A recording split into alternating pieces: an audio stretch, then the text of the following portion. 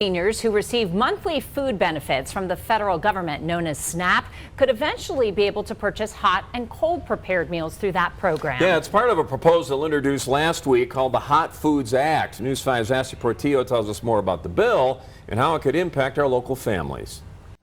Patience KOAA is the executive director of Food to Power, a nonprofit increasing access to food in Colorado Springs.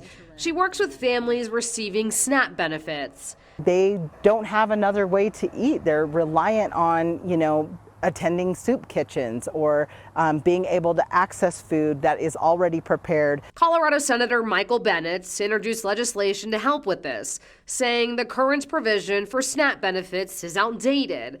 Right now, families on SNAP benefits cannot buy prepared foods, but this legislation would change that, allowing families to buy rotisserie chickens, hot sandwiches, and soups, for example. I think locally we will see more folks who are houseless, people who are living in hotels, being able to access food. Not everyone has a kitchen, not everyone has access to prepare food traditionally. Of the more than 42 million SNAP participants across the nation, almost 70% are children, elderly, or those with disabilities. I think is just going to be helpful to you in your life, and just creating less barriers for people who are already experiencing hardship. KOAA says the legislation would help all local families, including those who live in southeast Colorado Springs, a community where many rely on public assistance. Like anything that we can do to make sure that they are able to